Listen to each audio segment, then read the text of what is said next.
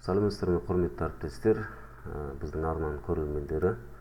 Бүгінгі жасайтын видео сабағымыздың тақырыбы MS Word мәтіндік редакторындағы направление текста батырмасын қалай жасаймыз, оны қалай іске асырамыз.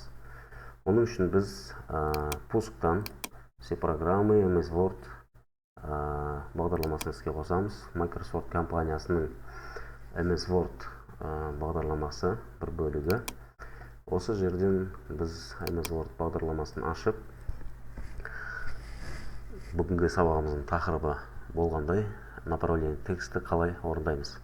Ең бірінші направление текст жай жазылған кезде орындалмайды. Мысалға,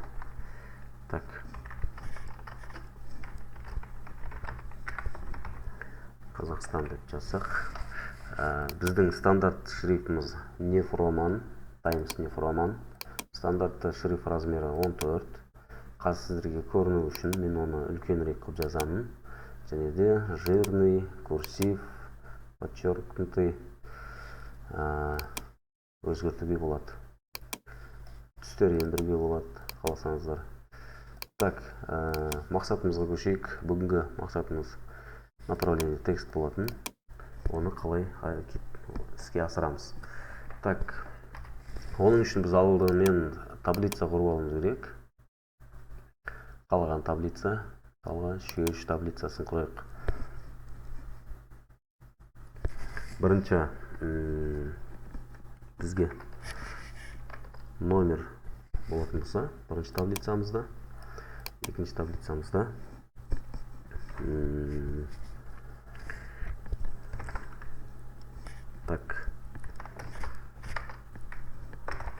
аты жөні болсын. Үшінші таблицамызда жаңағы айтқандай направление тексті тұратын. Мысалға, бір қысқаша не болу керек, жазу болу керек. Или мысалы көп таблица болатын болса, сол таблицалардың ішінде бізге направление текст керек болады. Мысалға, қосымша дейік.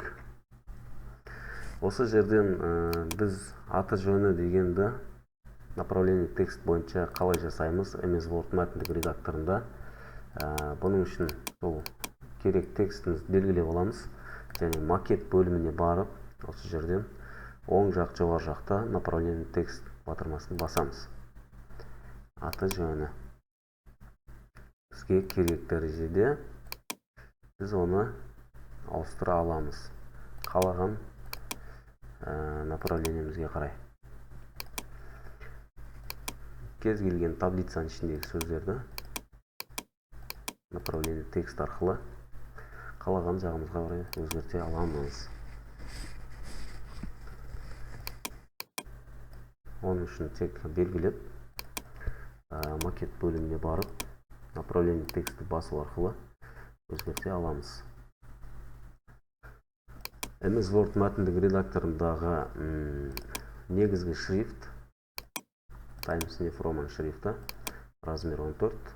Ал сіздерге көріну үшін мен шрифтін үлкейтіп жатырмын. Мінекей, осылай өзгертеміз. Бұл MS Word бағдарламасы.